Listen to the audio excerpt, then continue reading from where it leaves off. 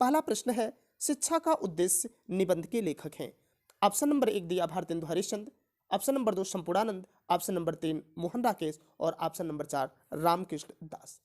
मैं इसका ट्रिक बता रहा हूं।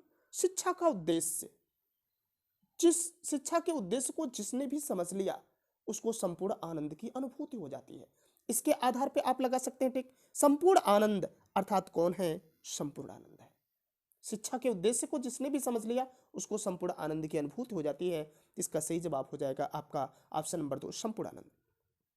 ख है इसी का, लल्लू लाल की रचना है। सुख सागर, प्रेम सागर, परीक्षा गुरु और रानी केतकी की कहानी। सुख सागर आप जानते हैं कि मुंशी सदा सुखलाल की रचना है। प्रेम सागर, इस पे टिक आप बना लीजिए, प्रेम के चक्कर में वही पड़ता है जो लल्लू होता है। तो लल्लू लाल की रचना आपकी कौन सी हो जाएगी? प्रेम सागर। परीक्षा गुरु लाला श्रीनिवास दास की रचना है। रानी केतकी की कहानी मुंशी इंसा अल्लाह खां की रचना है। ग है, पर्दा कहानी के लेखक हैं।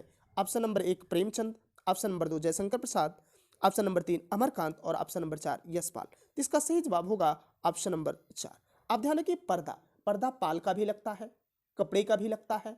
याद रखिएगा, पर्दा यानी यशपाल जिसमें पाल है। आवारा मसीहा के घ नंबर प्रश्न है, आवारा मसीहा के रचनाकार हैं विष्णु प्रभाकर, रामवृक्ष बेनीपुरी, राहु संकृतैन और रांगी राघव। इसका सही जवाब होगा ऑप्शन नंबर 1 विष्णु प्रभाकर। ये ध्यान रखिएगा कि विष्णु प्रभाकर ने आवारा मसीहा के रचनाकार हैं, लेकिन ये जो जीवनी विधा की रचना है, किसकी जीवनी है? शरत चंद्र चट्टोपाध्याय की जीवनी है।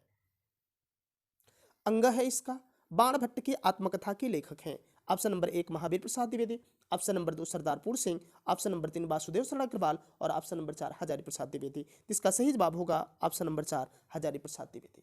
एक बात और इस प्रश्न में ध्यान रखिएगा, बाण भट्ट की आत्मकथा, इसकी विधा भी बहुत ज्यादा पूछता कि बाण भट्ट की आत्मकथा किस विधा की रचना है।